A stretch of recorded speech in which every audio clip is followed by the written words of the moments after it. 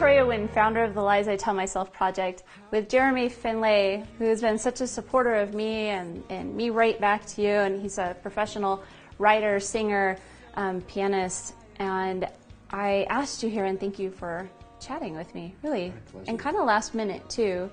So thank you for supporting me in this. But I would love for you to share your story from not even thinking you could sing or thinking you're horrible to, Rock Band 3, to being lead singer in your band, to teaching others now how to sing. Like, what happened here, Yeah, the story is really interesting.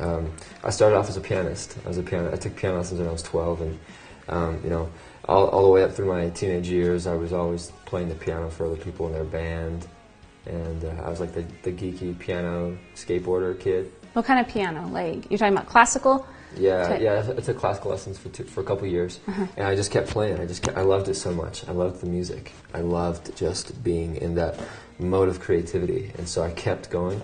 And I was in bands, and I was in groups, and I'd play in church sometimes, and it was just overall, I was known as the piano kid, the kid that played piano.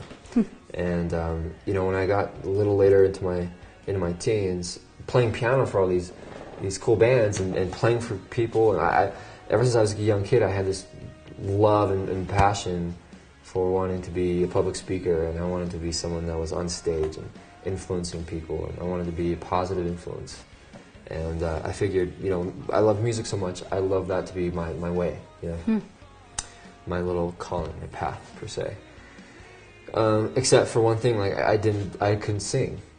Except for one little problem. Except for one thing, I couldn't sing, and so what I gave into was, I want to do that. I want to be this guy on stage. I want to be this speaker. I want to be this singer, but I can't do it. Like, my lie was that I haven't done that. People know me as the piano guy. I'm gonna stay the piano guy. Like, my friends, I'd like sing in front of them and be like, dude, like, you should play the piano. Like, you should, like, that's what you do. And so I gave into this lie, like, okay, I'm the piano guy. But then I had this undercurrent, like this raging undercurrent of like, I want to be up there on stage singing. And so I was a writer. I started writing music. I started writing classical music. And so then I started to write some more popular style music. So I started writing that, and I was putting my own, I was singing to it, and I wasn't really getting any sort of like, you're awesome. I wasn't getting any sort of like, you sound good. I get compliment on if my piano sounded good. Like, oh, that's a cool chord progression you got there. Aww. And so I was like, oh, whatever, like, okay, like, I'm still doing this. I'm gonna write music, and I'm gonna write lyrics and melodies, and maybe someone else will sing it. But I'd show my friends, and there were just these, like, I just kept getting pushback. So anyway, so there's a point in time. It was I was on the precipice of something. I like using that word, by the way. I feel like it's good. I'll use it in any opportunity I can. So they have open mic nights at coffee shops, and I figured that was like ground floor, best place I could go to like test it. But I was terrified to go. I was terrified to go and just bust it and sing it in front of people, And so I was like, the Saturday was coming. In a couple days, I spent that week writing some songs, and I was like, Dad, can you take me to the coffee shop, open mic night? And I like loaded. I couldn't even drive there myself. Like, I loaded the keyboard in the back with an amp, and it was like barely fit, and the whole time there I'm just like, okay. And I got there, and I waited for a couple people to go, and I was like sweating bullets, So I get up there, I set my keyboard up, and I'm like, all right, what's up, guys? This is like my first time ever, okay? My first time singing, like really in front of a crowd, like I'm new to this, So get on the piano, start playing my song. I'm like my eyes are like just so tightly closed because I just don't want to look at people like watching me sing. And so I finished my first song, and like I was like, opened my eyes, and people started clapping for me. They're like clapping. And no matter how, even if it was fake, like even if it was a fake clap, like that moment was like, no way. Like I can do this. People liked it. Like people actually liked me. They liked my voice, not just my music, not just my piano. And yeah, that was like the start of it. And then I never took a voice lesson, so it took me a couple years to like actually have people genuinely clap for me. You know, genuinely be like, dude, that was rad, that was awesome. But it like that gave me the belief. Like that was the moment in time that shifted my lie into a moment of, I believe I can do this. I can do this. You know.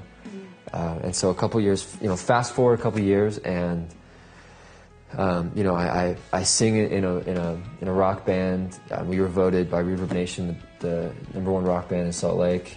I did not know that, yeah, and I follow you pretty closely, and I'm not sure how I missed that. Thank you. Congratulations. Thank you. And we have music on Rock Band 3. I've sung for, you know, thousands and thousands of people. Like, you know, I think the biggest crowd I've sang for is like 7,000 people crowd.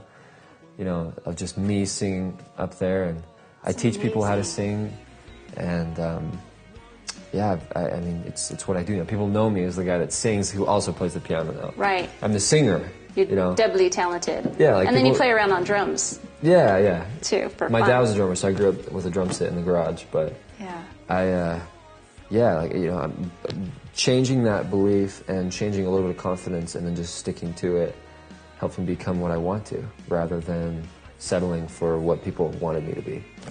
And what about the people, though, that were in your life saying, Jeremy, you got this, like, don't give up on that.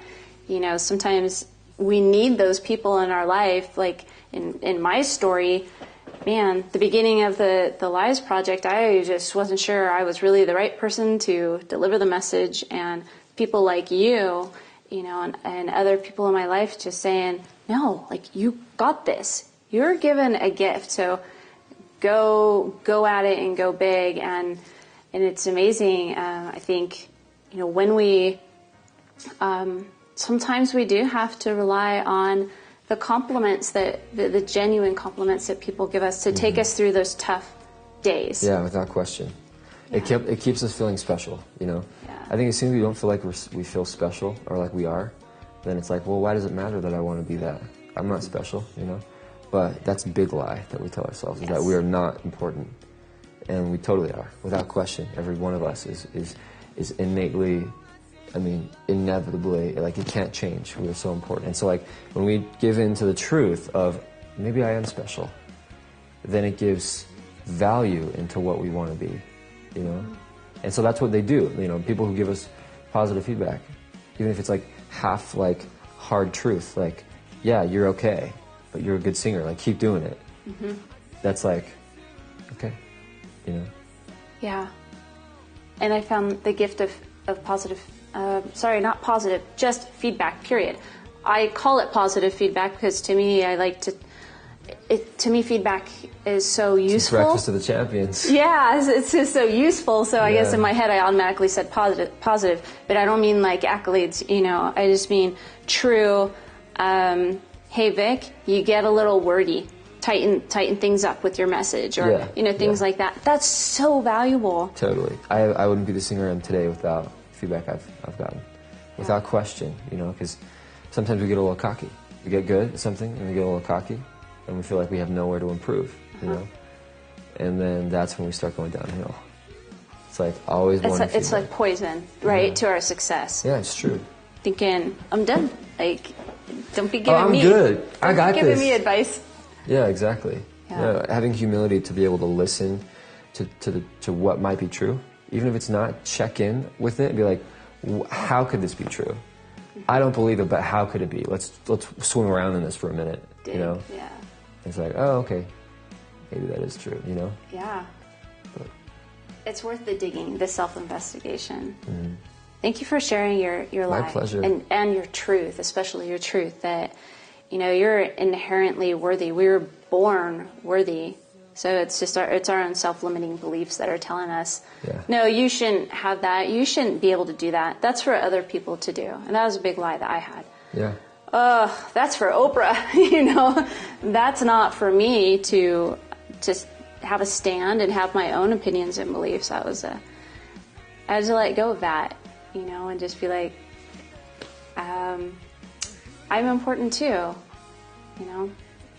You are incredibly important, Victoria, because you're just so special. Just kidding. You rock, seriously. Thank you wouldn't you. be doing what you're doing now if you didn't allow that. Thank you. I thank you. I appreciate you.